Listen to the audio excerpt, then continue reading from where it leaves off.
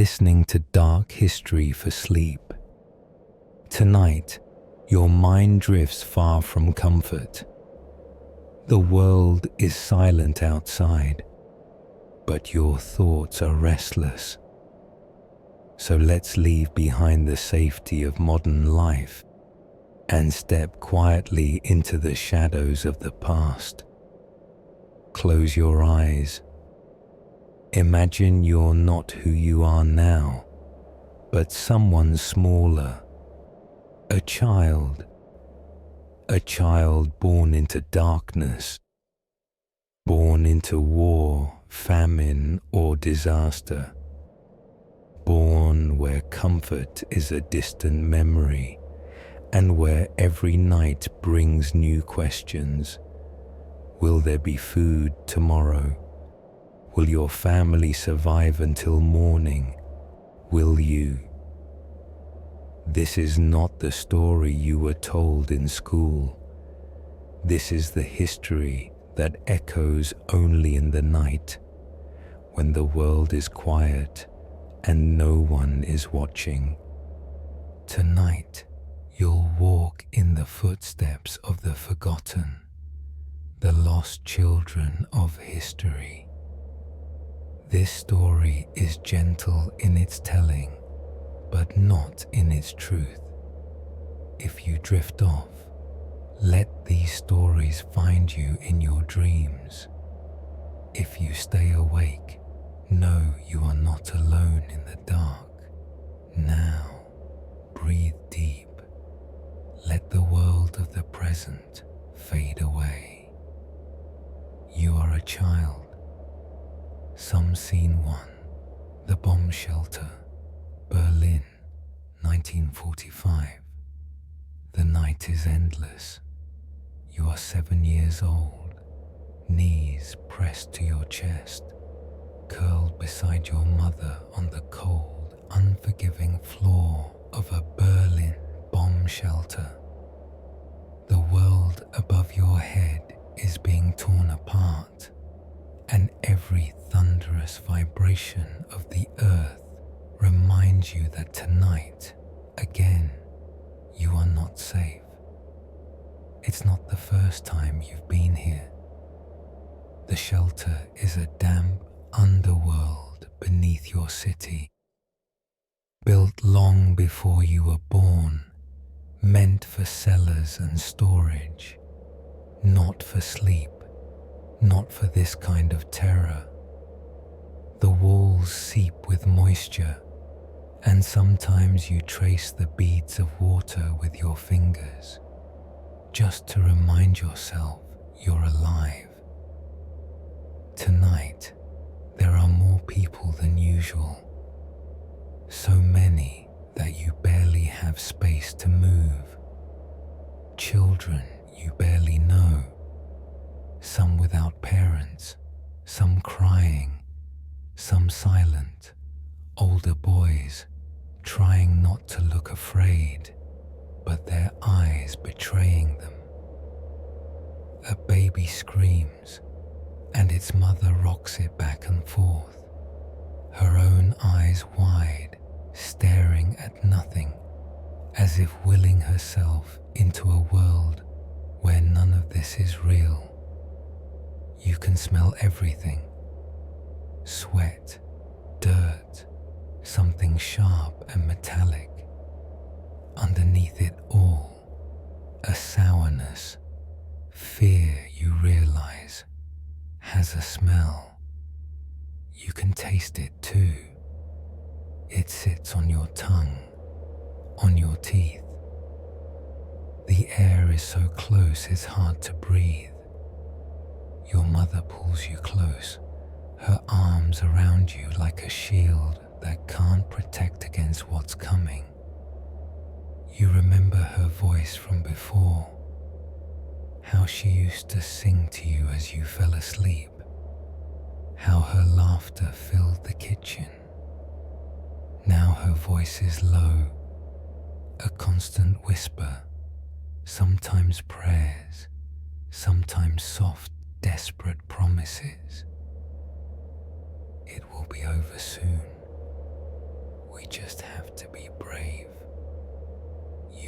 my brave boy. The lights in the shelter flicker. There's a single bare bulb, and sometimes it blinks out entirely, and you hear the intake of breath from everyone around you. When the light is gone, the darkness is absolute.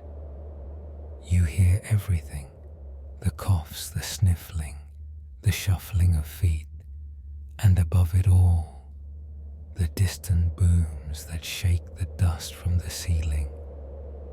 Each explosion is a question. Will the building above us still be there? When we go back up, will there be a home to return to? You listen for the difference in the explosions. The far-off rumble of artillery is almost a lullaby now, but the whistling shriek of a falling bomb is something else. If you hear it, and it grows louder, you know you're still alive. If it stops, it means it has found its target, maybe just a street away. A boy next to you is quietly reciting the alphabet. A little girl, hair tangled and face smudged, is drawing circles on the ground with a stick. Your mother hands you a piece of bread, hard, stale, but you eat it slowly, stretching each bite. The rations have grown smaller. Sometimes you hear the adults whisper about what happens when the bread runs out. Someone talks about eating rats. You don't want to think about it. Your father isn't here. He left days ago saying he had to find food. Maybe he joined the men digging through the ruins of the bakery. Your mother says he will come back, but you've started to doubt it. The shelter door rattles. Someone has arrived late, their face ghostly in the dim light, their clothes covered in ash. They whisper that another street has been hit, that the fire won't stop. People bow their heads, some pray quietly, others just sit, staring at their hands. You have a toy in your pocket, a wooden horse your father carved before the war. You grip it tight. You remember a time when that horse galloped through the grass of the Tiergarten, when the world was green and safe. Now, the city is grey and broken. You are tired, so tired, but sleep is impossible. You try anyway, pressing yourself against your mother, listening to her heartbeat, the only steady thing in a world of chaos. Where else? Sometime else. The first story begins. Sometimes you dream, but even your dreams are loud, filled with the sound of glass breaking, of sirens, of running feet. A teenage girl nearby rocks her little brother and tells him stories about heroes and dragons, about kings who come to rescue the lost.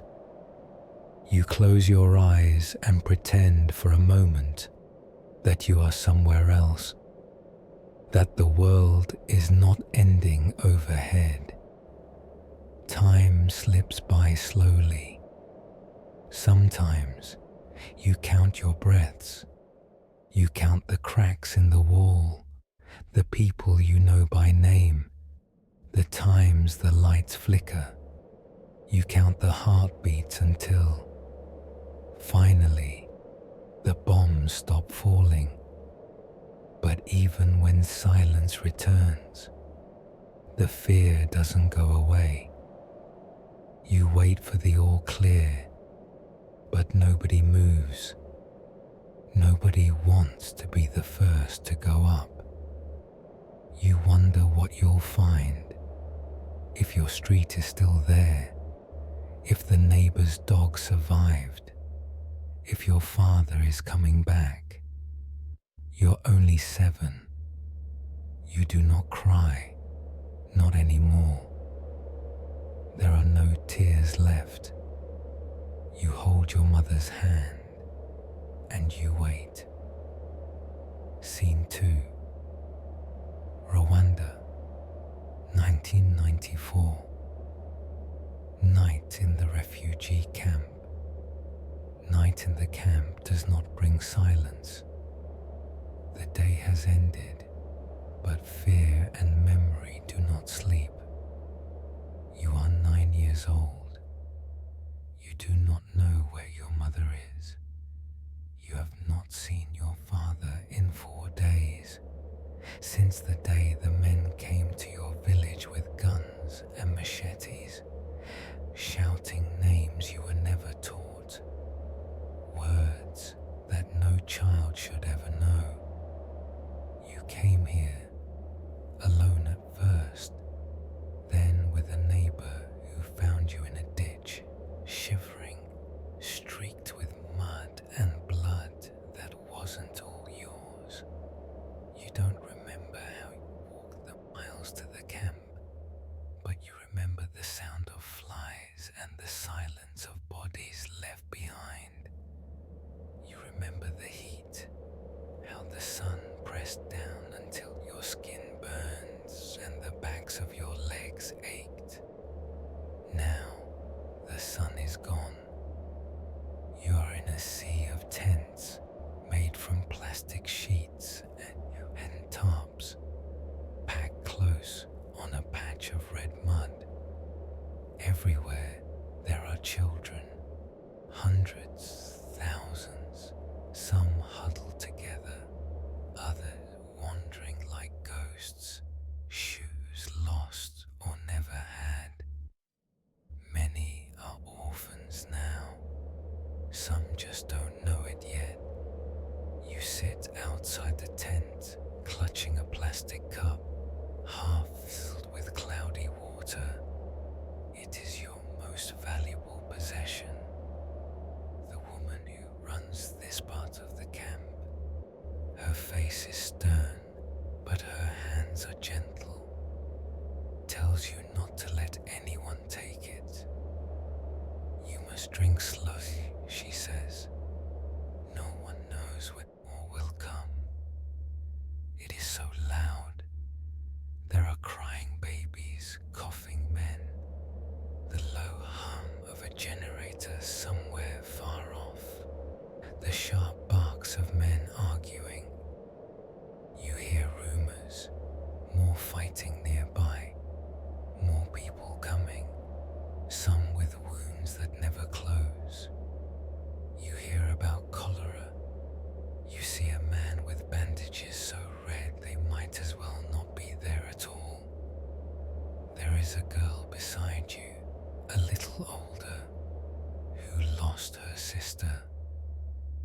You hold her hand sometimes, just to feel another person's skin. She does not cry, but when she thinks you're not looking, she digs her fingers into the dirt, nails packed with mud, and mutters the same word again and again, her sister's name.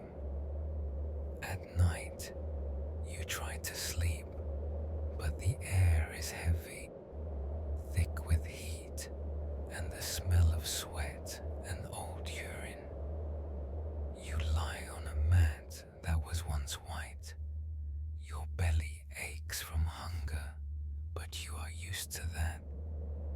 What you are not used to is the sound of men screaming in the night, sometimes with anger, sometimes in pain. Sometimes there are gunshots, distant but close enough to make you flinch.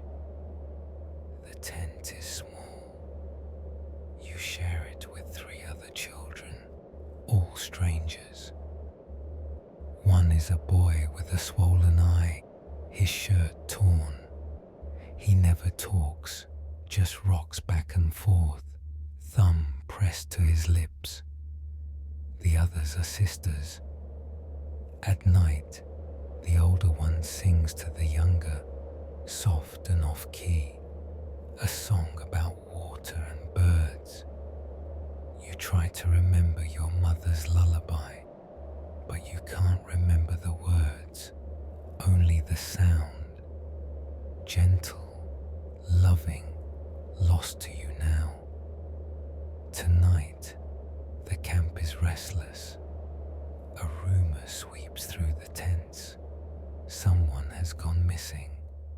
A girl, just 6 years old, vanished after going to the latrines. The adults search, shouting her name, but no one expects to find her. You learn not to ask what happens to children who go missing in the dark. The camp is supposed to be safe, but you know better now. You never wander at night. You keep your cup close, your shoes beside your head, your hands wrapped around your thin legs. Sleep, when it comes, is shallow, full of dreams that are not dreams at all. Running, hiding, crying for your mother. The sharp, sweet taste of sugar in your mouth. The slap of a stranger's hand, the echo of screams in the valley below your village. Sometimes you wake and do not remember where you are. You open your eyes and see only darkness, hear only the steady, miserable sound of people waiting to live or die. You reach for the girl beside you, and when your hand finds hers, you squeeze tight. In the morning, if the sun rises and you are still here, you will line up for food, for water, for news. You will hope, in the secret place inside you where hope still lives, that your mother will come, that she is alive somewhere, looking for you. But tonight is only survival. Tonight is holding on. Tonight, the only victory is making it through the darkness, breath by breath, heartbeat by heartbeat. Scene 3, China, 1959, starving in the silent village. Night falls, and with it, the cold. The sun sets behind the bare, broken hills, and your village is swallowed by shadows that seem to grow heavier each day. You are 6 years old. Your body is as thin as the bamboo pole you once used for games. There is no fire in your house tonight. There is nothing left to burn. You sit on the dirt floor, knees pulled to your chest, arms wrapped around your legs. You stare at the last scrap of food, a single boiled weed, pulled from the banks of a muddy canal. You and your sister share it, tearing it in half, chewing until it dissolves to bitter liquid. Your mother watches you both, face hollow, cheeks sunken, her eyes bright with fever. She says nothing. She has not spoken much these last few weeks. Words take strength, and strength is something you no longer have to waste. There is a hush in the house. broken only by the sound of your sister's breathing, fast and shallow. She coughs, a sharp, dry sound that echoes in the small space. You can count her ribs through her shirt. Sometimes you count them to keep your mind busy, because if you let your thoughts wander, you remember what you saw that morning. A neighbor, limp in the field, not moving, mouth open as if to cry out. But no sound came. The adults say he went looking for food. You know what that means now. You remember what food used to taste like. You remember noodles, sticky rice, sweet beans, pork dumplings at New Year. Your mother would laugh as she cooked, her voice loud, full of life. Now, the kitchen is empty, the stove cold, the bowls stacked and useless. Outside you hear footsteps, your father returning. He enters the room with nothing in his hands. He kneels before you and your sister, and his voice is gentle but tired. We will try again tomorrow. The trucks might bring grain. The party says help is coming. You want to believe him. You try to picture trucks loaded with rice, men with kind faces handing out steaming bowls. But all you see is the dry road, the empty fields, the silent mouths of your friends at school, those who still come. At night, you lie beside your sister on the hard bed, wrapped in a single thin blanket. Your bellies rumble in unison, and you both laugh. A weak, hollow sound that's more a habit than real amusement. You tell each other stories about the past, how you caught a fish once, and your mother fried it, and the taste of salt and crisp skiss lingered for days.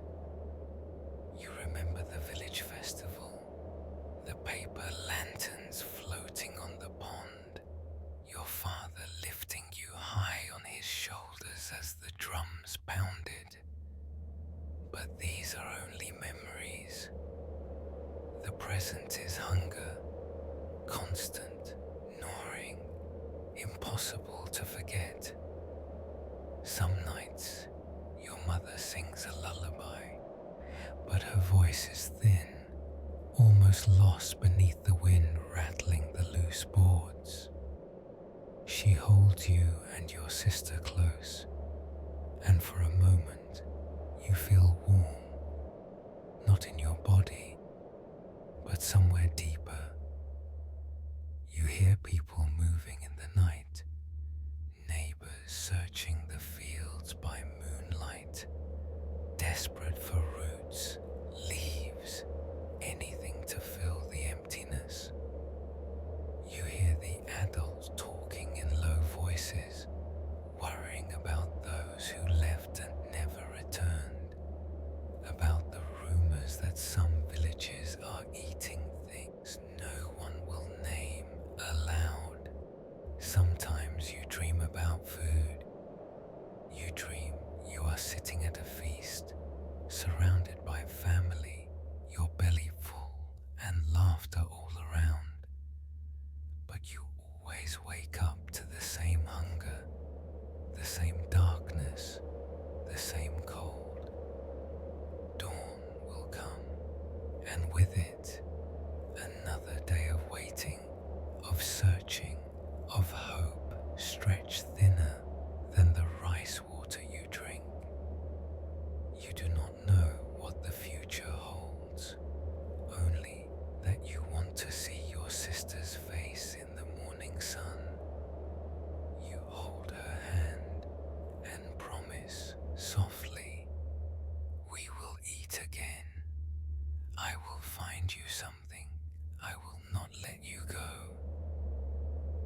night passes slowly. You count the stars through the cracks in the roof, each one a wish you whisper into the dark. Somewhere far away, the trucks might be coming. You listen for them, and you wait, and you hope. End of segment 1. Night in the shadows. 3 children. 3 disasters. Different worlds, same darkness. Stolen childhood, hunger, fear, but also the tiny sparks of love, memory, and hope. Let your breathing slow. Feel the heaviness of these stories settle in your chest and mind. If you drift into sleep, carry these voices with you. They are the past, but they are never truly gone. The night does not always belong to terror alone. Children in the dark invent ways to survive that grown-ups cannot always see. Games played in silence, songs hummed beneath the breath, private rules made to keep hope alive. In every disaster, every famine, every siege, there is a hidden world, one made from words, stories, and the tiniest victories. Let's slip gently into these quiet corners of the mind and listen. Scene 1. Berlin, 1945. The list. Your name is Klaus. You are 8 years old, living in the ruins of Berlin. Every night in the shelter, you play a game you invented, the list. As the bombs fall and the lights flicker, you count the things you remember from before the city became ash, before you became afraid of the sky. You whisper the list to yourself, just loud enough to drown out the thunder of explosions. The apple tree in the garden, full of white blossoms. Your grandmother's kitchen, the smell of cinnamon and soap. The red ball your father brought from the market. Your little dog, Bruno, who ran away when the bombs started. The taste of honey on fresh bread. Your mother's laugh, sharp and bright, like a bird singing. Each item is a treasure. If you forget even one, you worry you will lose yourself to the darkness. Become someone who is only hungry, only frightened. You repeat the list until sleep finds you or until the bombs stop. Sometimes another boy in the shelter asks what you're saying. You tell him, "It's my list. If I remember, then the war can't take it from me." In the quiet after an air raid, you scratch your list into the dust with a stick, then wipe it away before anyone else sees. Scene 2. Rwanda, 1994. Letters never sent. Your name is Chantal. You have not seen your family in weeks. You live now in a tent of strangers, but every night you write letters in your mind. Dear Mama, you begin. Today I stood in line for water for a long time. The sun was very hot. My feet hurt, but I did not cry. I saw a bird in the tree, and it made me think of home. I hope you and Papa are safe. I remember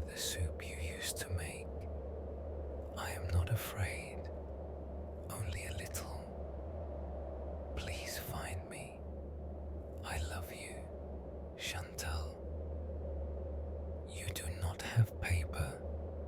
You do not have a pencil. You write with your finger in the dirt, and when the wind comes, it erases your words. But every night, you write a new letter, because as long as you can send your words into the night, you are not alone. The other children ask what you are doing.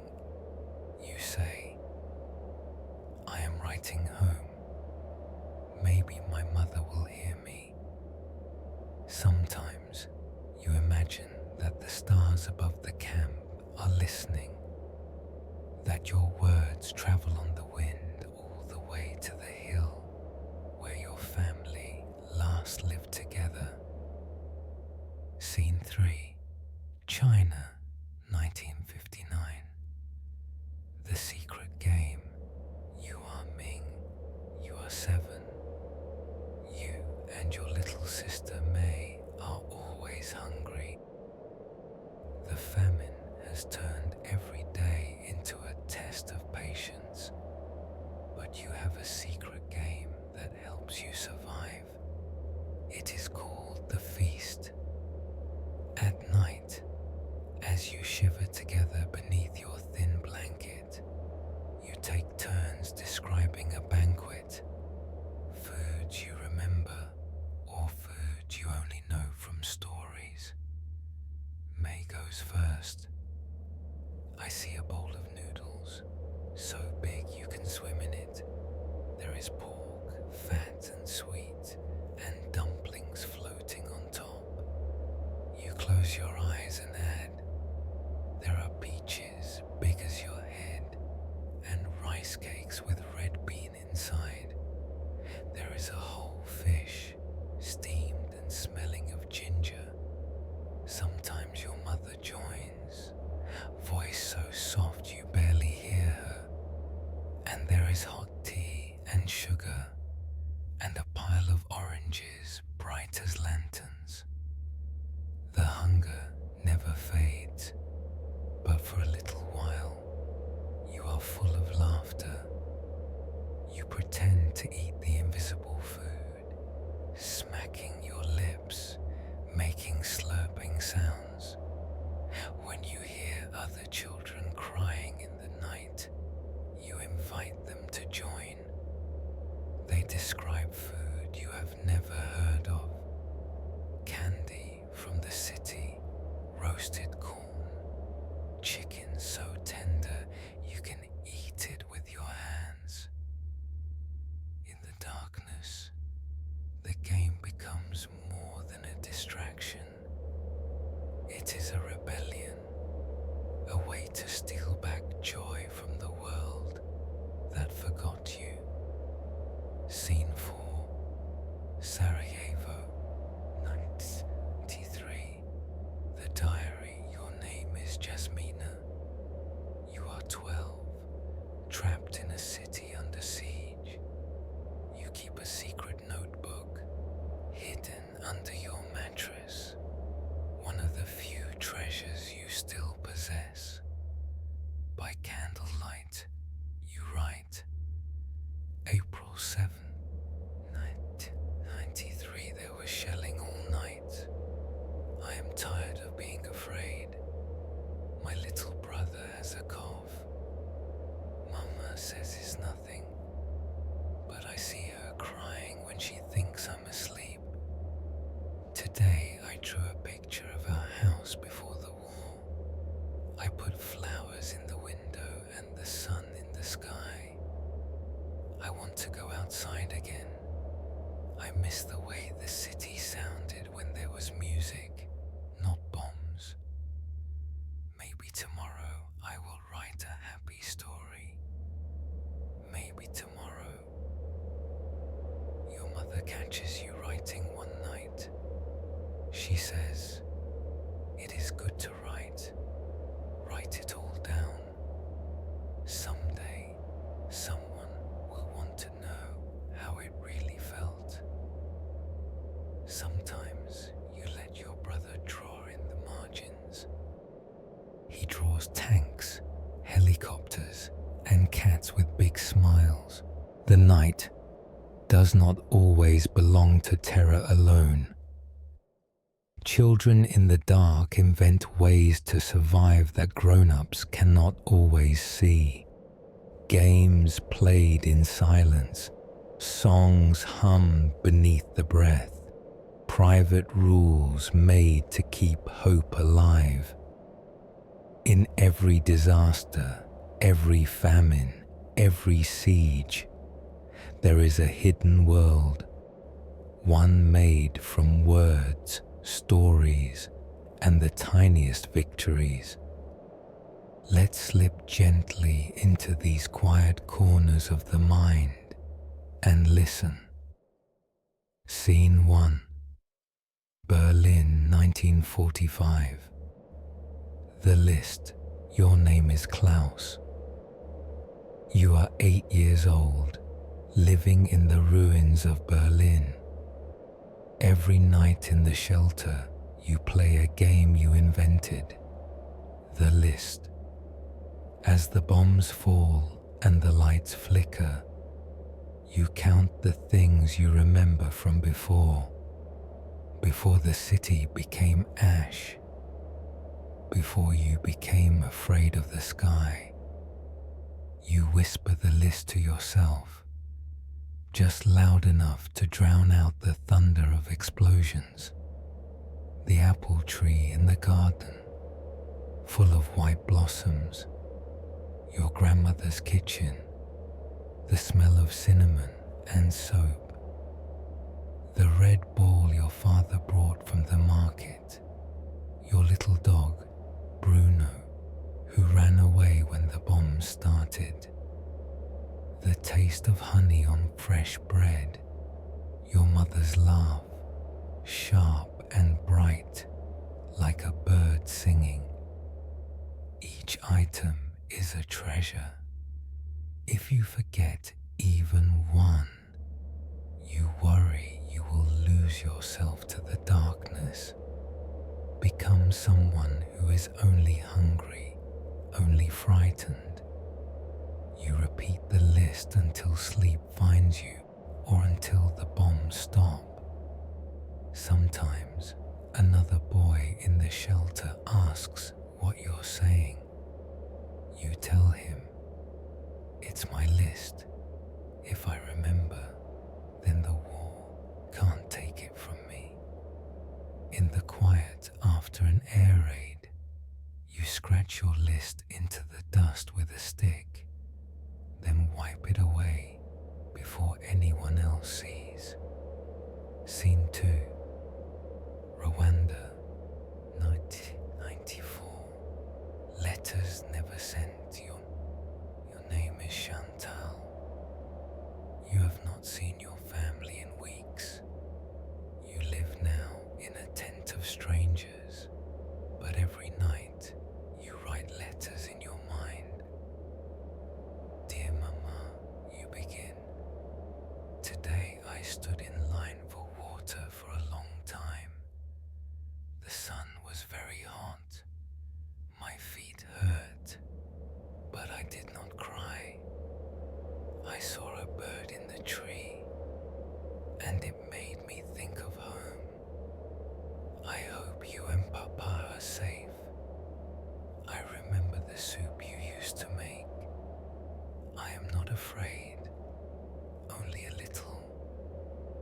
Please find me. I love you, Chantal. You do not have paper. You do not have a pencil. You write with your finger in the dirt, and when the wind comes, it erases your words. But every night, you write a new letter, because as long as you can send your words into the night, you are not alone. The other children ask what you are doing. You say, "I am writing home. Maybe my mother will hear me." Sometimes you imagine that the stars above the camp are listening, that your words travel on the wind all the way to the hill where your live together. Scene 3. China, 1959. The secret game. You are Ming. You are 7. You and your little sister Mei are always hungry. The famine has turned every day into a test of patience, but you have a secret game that helps you survive. It is called the feast. At night, as you shiver together beneath your thin blanket, you take turns describing a banquet. Foods you remember, or foods you only know from stories. May goes first. I see a bowl of noodles, so big you can swim in it. There is pork, fat and sweet, and dumplings floating on top. You close your eyes and add, there are peaches big as your head, and rice cakes with red bean inside. There is a whole fish, steamed and smelling of ginger. Sometimes your mother joins, voice so soft you barely hear her. And there is hot tea and sugar, and a pile of oranges bright as lanterns. The hunger never fades, but for a little while, you are full of laughter.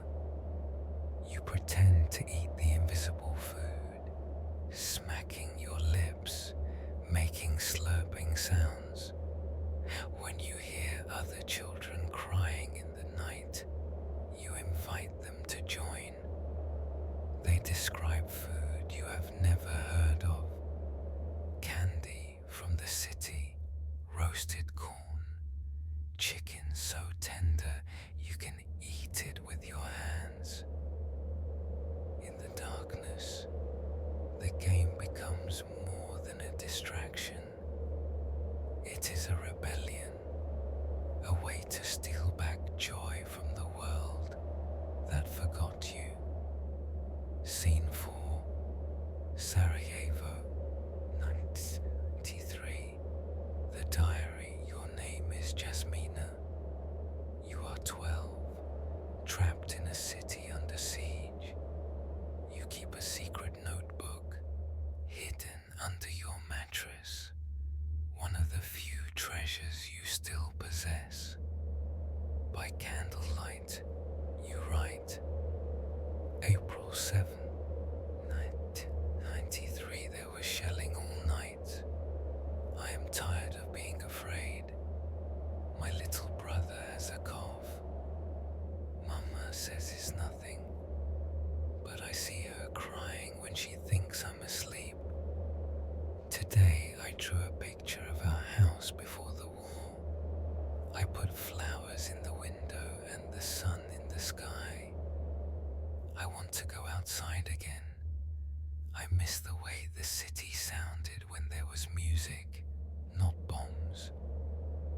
Maybe tomorrow I will write a happy story. Maybe tomorrow. Your mother catches you writing one night. She says, it is good to write. Write it all down. Someday, someone will want to know how it really felt. Sometimes you let your brother draw in the margins. He draws tanks, helicopters, and cats with big smiles. You promise yourself, if I survive, I will fill this whole book. I will remember everything, even the sad parts. Scene 5. Syria, 2016. The counting game. You are a boy named Omar. The bombs fall and the city shakes, but you have invented a way to calm your heart. You count. First, you count the cracks in the ceiling, then the breaths between each shell landing. You count the people you know who are still alive. You count the days since you last went to school. 73. Each number is a shield. You teach your little sister how to count 2. When she is scared, you hold her hand and say, "Let's count how many things we can hear. A dog barking, a pot falling in the street, someone crying, the boom of distant artillery."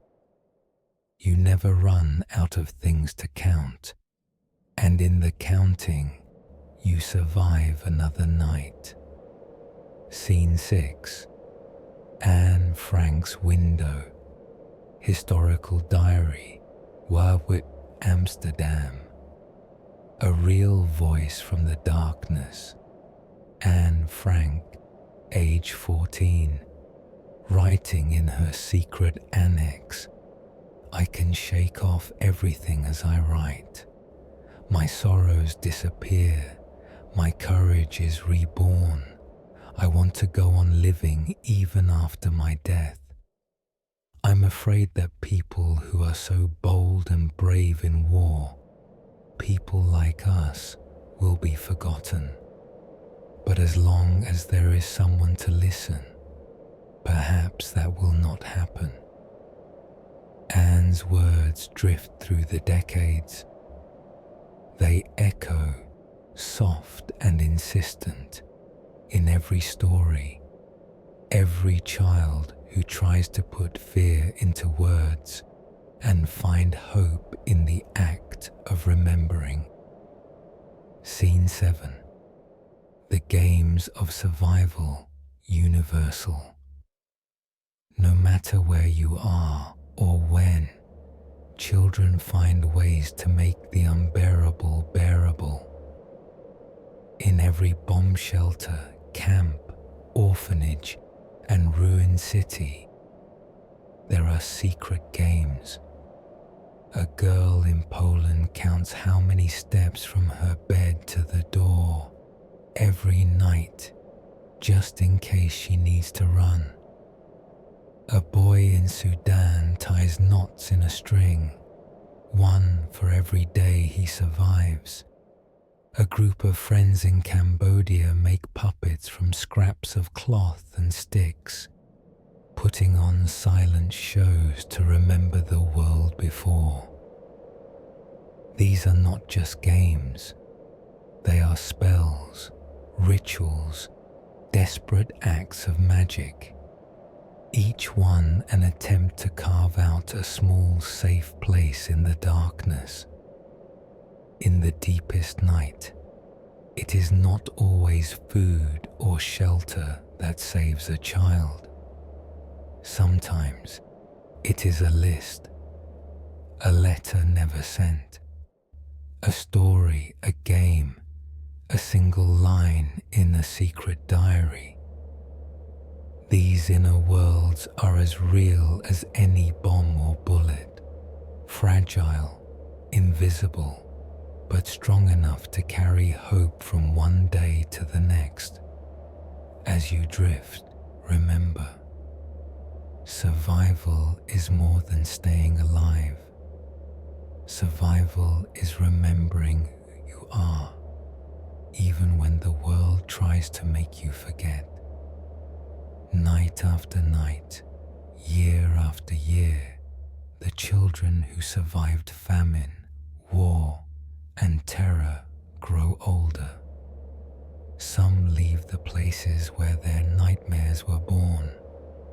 Some stay, walking the same streets that once shook beneath the bombs, or lay silent in hunger. No matter where they go, the darkness follows, a shadow stitched to their bones. What happens to children who survive history's worst nights? What becomes of the generations shaped by loss?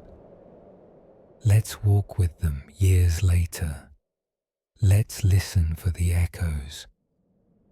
Scene 1. Berlin, 1962. the silence of grown men. Klaus is now 24. The city is no longer a smoking ruin, but the scars remain. Broken bricks hidden beneath new paint, entire blocks vanished, and in their place concrete and glass. He is a father himself, but sometimes late at night, he wakes with his heart pounding, sweat on his brow, certain he hears the sirens again. He rarely speaks of the shelter, the hunger, the search for his missing father. When his son asks about the war, Klaus gives simple answers. It was a hard time. Many were lost. He finds he cannot tell his boy about the nights spent counting cracks in the ceiling, about the taste of stale bread, about the way his mother's hands shook as she sang lullabies in the dark. Instead, he becomes a man who cannot waste food. He flinches at loud noises, his body tensing before his mind remembers why. His wife says he is distant, that he stares out the window too long, lost in a world she can't see. On the anniversary of the war's end, Klaus stands in the rebuilt street, looks at the sky, and remembers the boy he was, the boy who survived, and the boy he left behind. Scene 2. Rwanda, 2010. The quiet generation. Chantal is now 25, living in Kigali.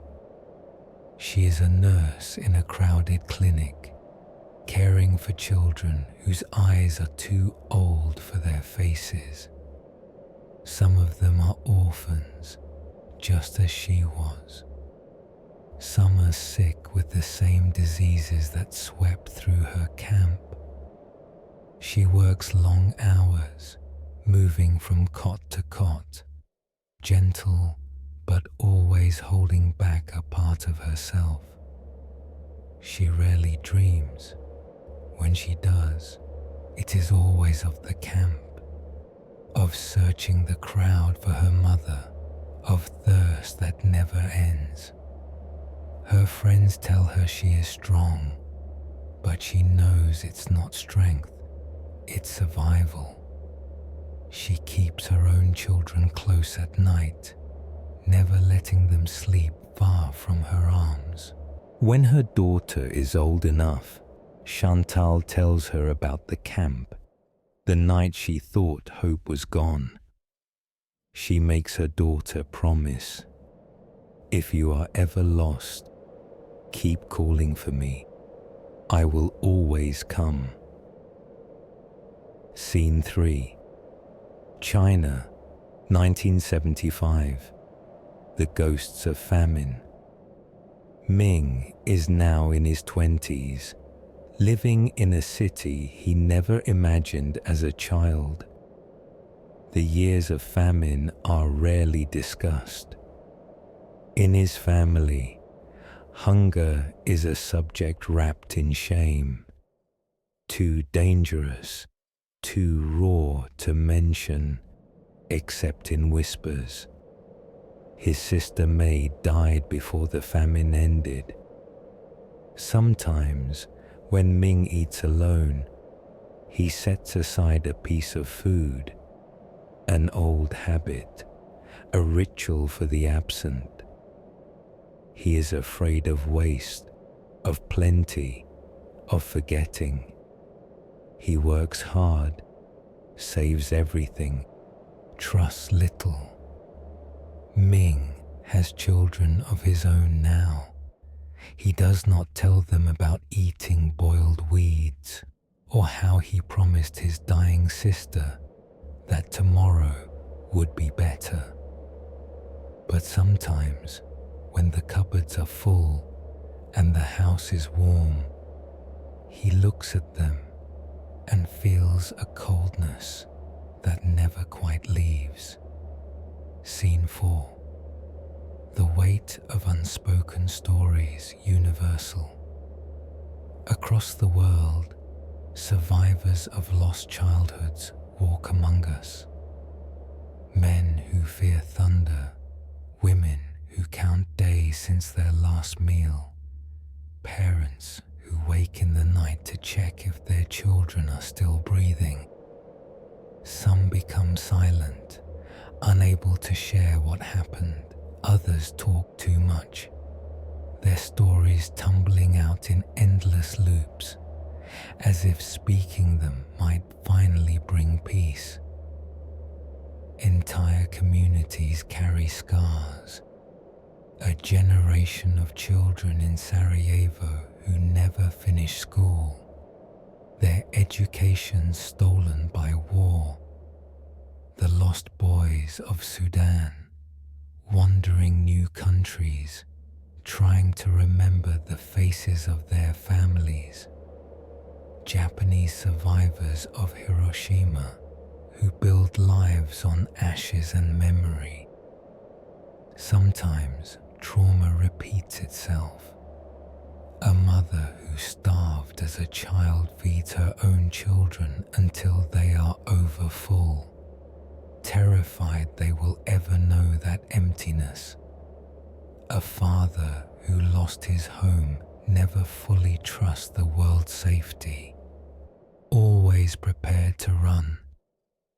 Some scars are invisible, woven into songs, rituals, silences around dinner tables. Scene 5. When the children become elders. As the decades pass, those once lost children become elders. Some find healing in telling their stories, standing in classrooms, sitting before cameras, speaking their pain aloud. Others never speak, but they build memorials in small ways, planting trees where the dead once lay, lighting candles for siblings never found, teaching their grandchildren the games they played to survive. In every act of remembrance, there is both pain and power. To remember is to refuse erasure, to demand that the world see what it would rather forget. Trauma is not just a wound, it is a legacy. It shapes not only the one who suffered, but everyone who comes after. Tonight, as you listen, you are part of this chain, another witness in the darkness, holding the memory for those who could not speak or who were never heard. There is no moving on. There is only carrying forward, step by step, breath by breath, memory by memory. Let your breathing slow. Let these echoes settle in your chest.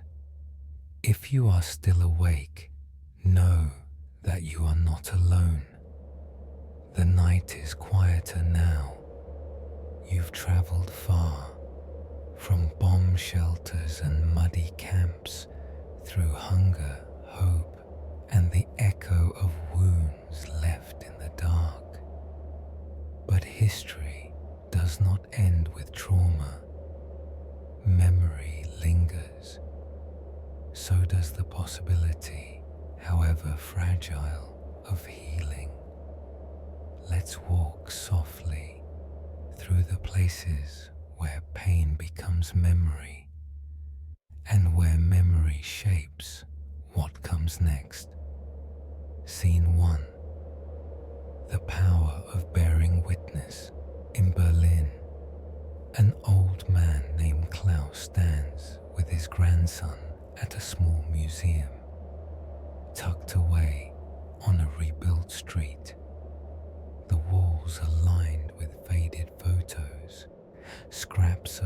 ration cards, a battered toy horse, so much like the one he once clutched in the dark. He does not say much, but when his grandson asks about the war, Klaus finally tells the story of the shelter. He talks slowly, voice trembling, letting the memories breathe in the open air.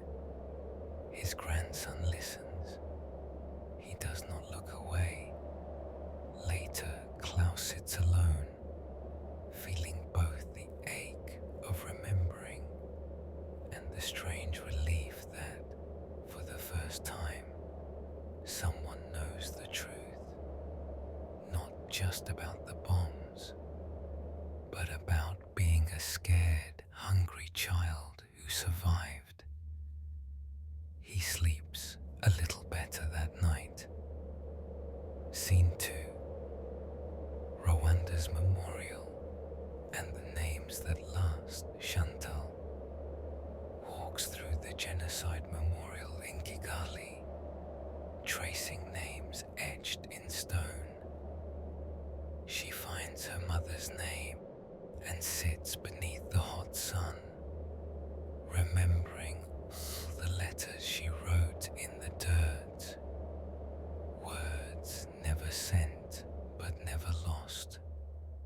Every April, the city falls silent to remember the dead and the living, the children who survived, the dreams that did not. At the memorial, Chantal meets other survivors. They share stories, the taste of water after days of thirst, the sound of laughter breaking through fear, the moment when hope flickered back to life.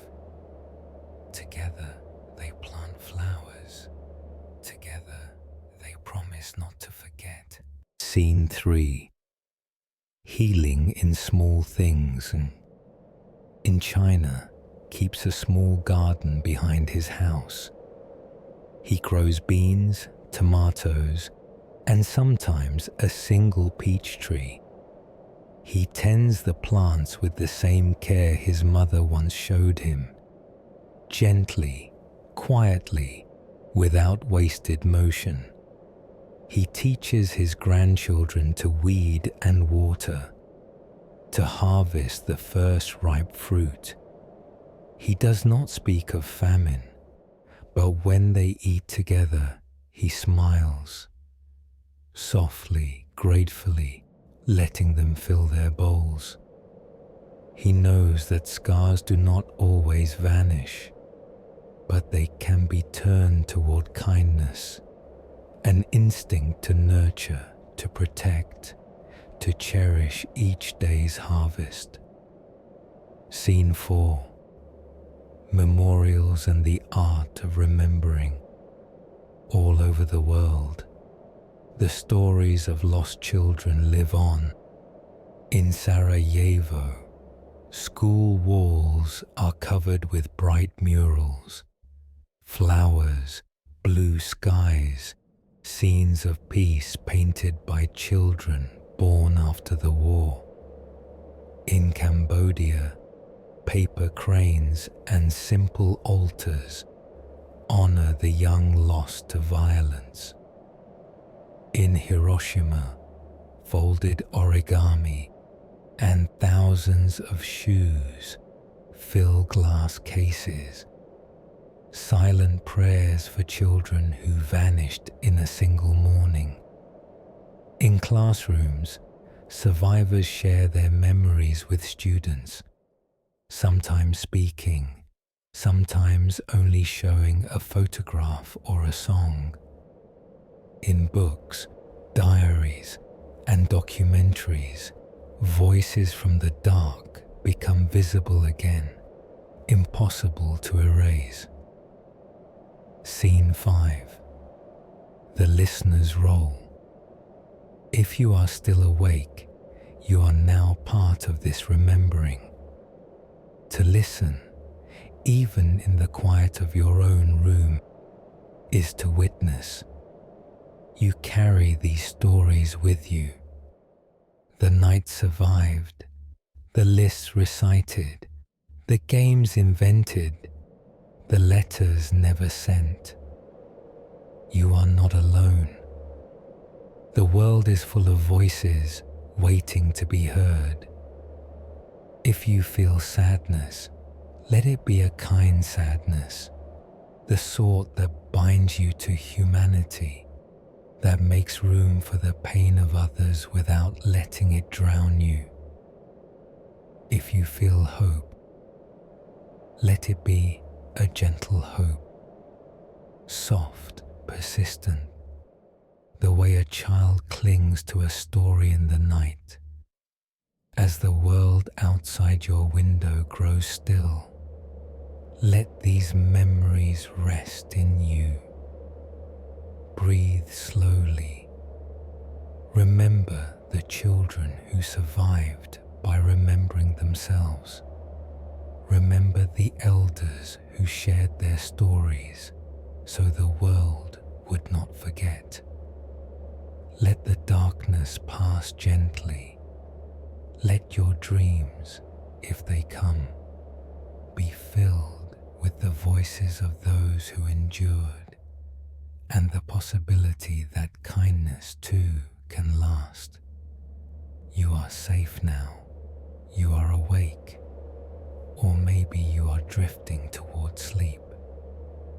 But you are not alone in the night. The story lingers. It is not finished. But tonight you can rest.